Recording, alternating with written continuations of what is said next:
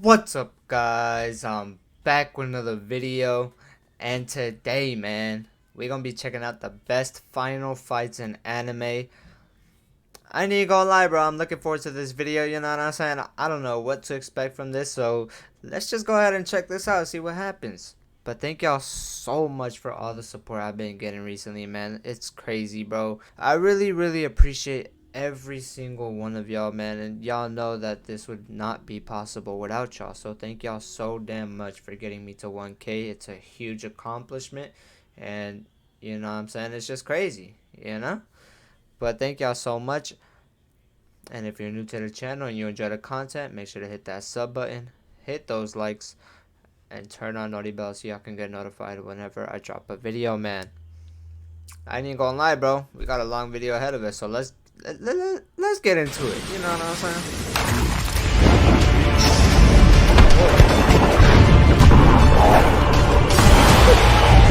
Oh my. What makes a good climax? For me, it's the culmination of all the conflicts, drama, and development all rolled into one. In action anime, it typically comes in the form of a final battle, and with the amount of shows we have in the medium, there are climaxes aplenty. So for today, we'll be going over some of my favorite final battles in anime. Jesus. Also, as a final disclaimer, spoilers abound. Because hey, we're talking about action anime final battles here. That's more or less given at this point. So without further ado, let's get started. This may not be the first thing on a lot of people's lists, which is why I want to start off with Agame versus Esdeath. Which one is which? Y'all tell me. Agame versus Esdeath is quite the ride. I remember when this first aired, we were just coming off the emotional storm of Tatsumi actually dying after defeating the Emperor and entrusting the finale to Agame. He died, bro? No way, bro. What? I thought he had lived from that. Oh my. With both sides suffering major losses, it was time for the final showdown. All chips are thrown in the battle as both Agame and Esdeath unleash their trump cards on one another. Agame, with what people jokingly call her ghoul form, manages to land a poisoned blow, but that won't be enough to stop the strongest enemy general. In the end, after a dirty and gritty fight, Agame overcomes Esdeath's broken skill of stopping time to land the decisive blow. Esdeath chooses to die alongside Tatsumi in a last show of her love. Agame Ga Kill was quite the contentious show back then, mostly due to the deaths and not following the source material in a lot of parts. However, with what the anime team did in those anime original moments, I can't be too mad. This final battle, for me, is quite the nice finale, and in some ways, I actually liked it more than the manga events. Yo, she shit on her. Well, how's that for a start? But before we proceed, I'd like to thank today's sponsors, Disgaea RPG. Alright. Let's continue on, you know what I'm saying? Let's continue on. Okay. There we go. That shaped a bit of my high school days, Samurai Champloo.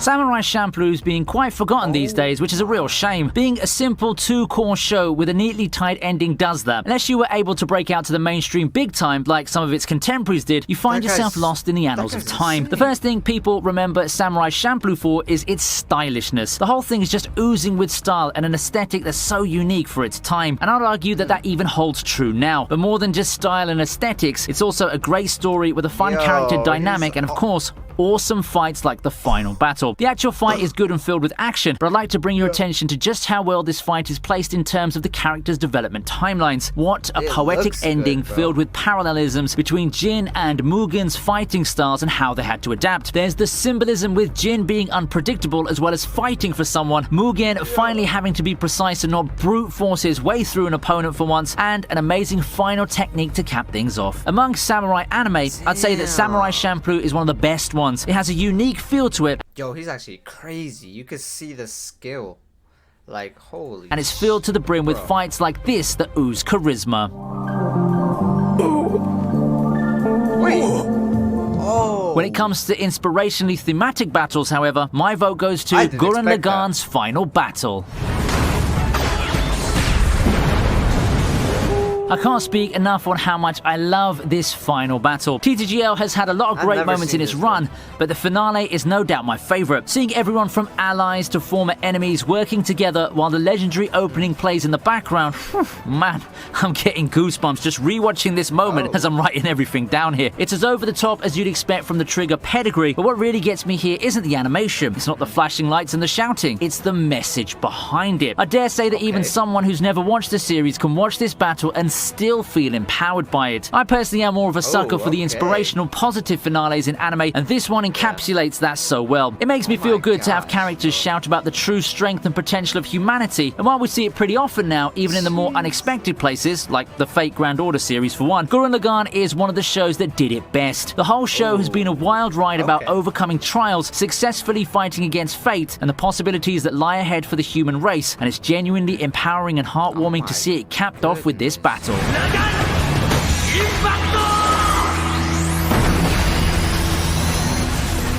And now for a cinematic inclusion, we have Naganashi versus Luo Lang. Sword fights, man. I featured this fight quite... Let's be honest, bro. You gotta love sword fights, man. You just got to love sword fights. They're insane, you know what I'm saying? They're crazy, and they keep you on your toes, that's for sure.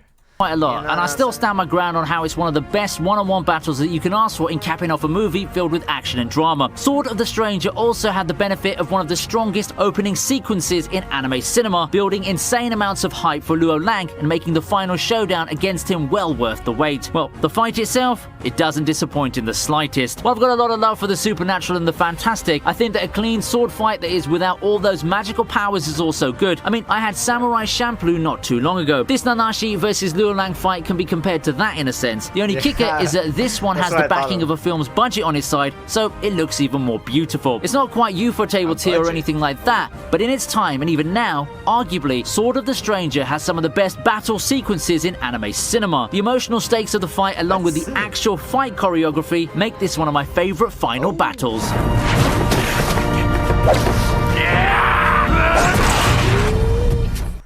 We return to the world of magic and science with Fullmetal Alchemist Brotherhood's final battle.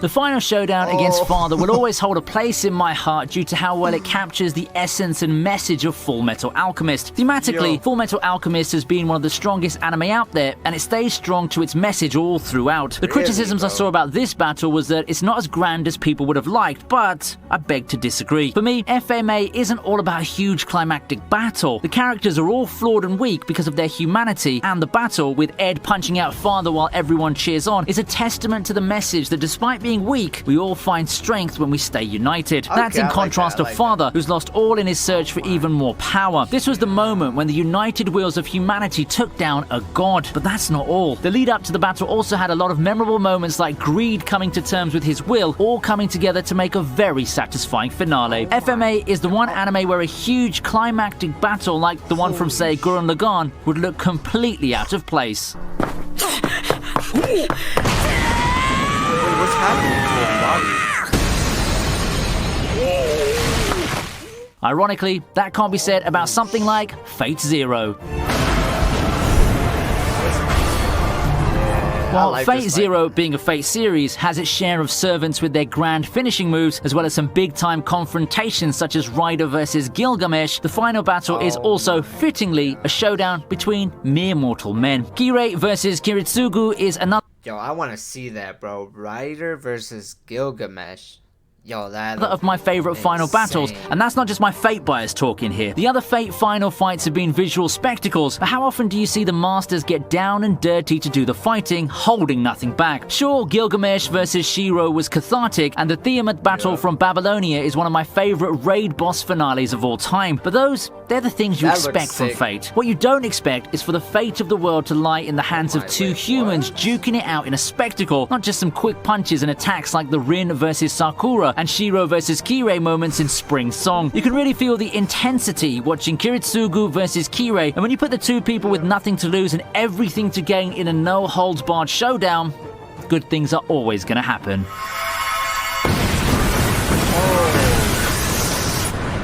I I feel JoJo deserves a spot on this list, especially with that. how much I enjoyed Jotaro versus Dio.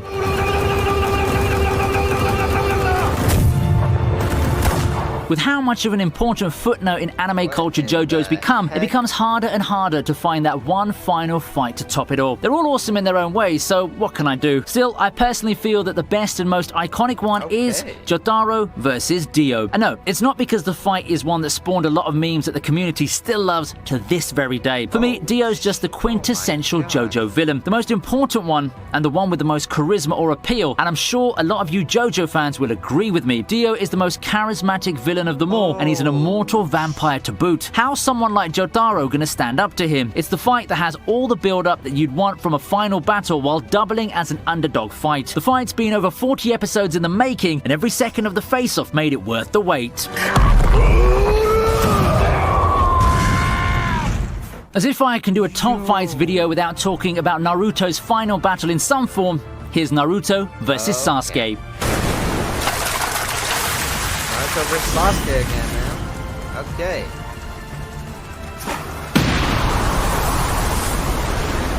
For me, what makes this fight so awesome is the sheer build-up. There are many ways for an anime final battle to be awesome. A lot of that has to do with the actual fight, as well as the context and the emotional investment. I think that Naruto vs Sasuke ticks off both of those boxes splendidly in its finale. The first one's a given, since both combatants at peak power have eye-catching abilities that work so well in contrast to each other. But how about the second one? I said this before, and I'm gonna say it again. This is just the perfect final battle for Naruto, because Sasuke serves the final challenge for a hero to go through before capping off the journey. Yes, you could argue that someone like Madara or Kaguya would be more of a physical challenge, but what better final opponent than your equal, who's your philosophical antithesis? You don't get those sort of emotional stakes with the two that I just mentioned, but for someone you've been rivals with forever, you've spent entire arcs searching for and trying to find the good. Y'all gotta tell me, how did Naruto even get the power of the Nine Tails?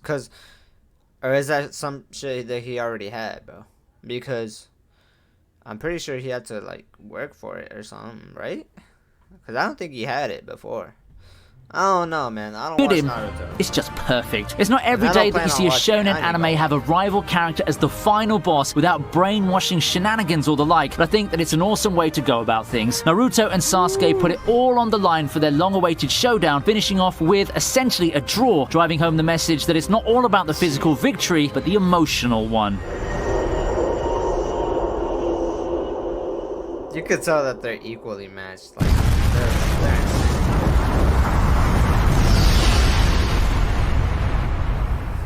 I think that this video has gone on for quite long now, so if I were to pick a fight to finish off my list of favorite final battles, then I would go for Gintoki versus vsutsuro. Yo, this is, bro, this looks insane.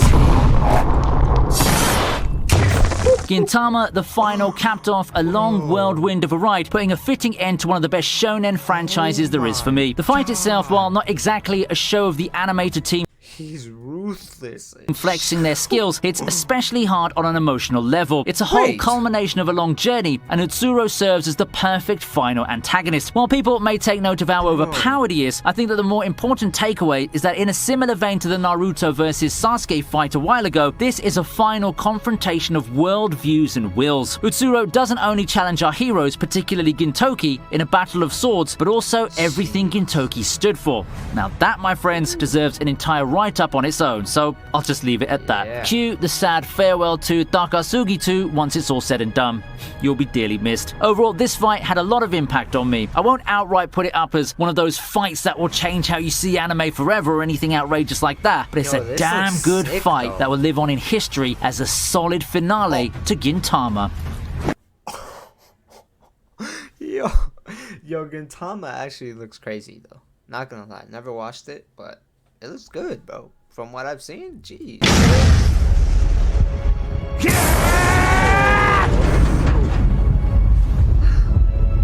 What the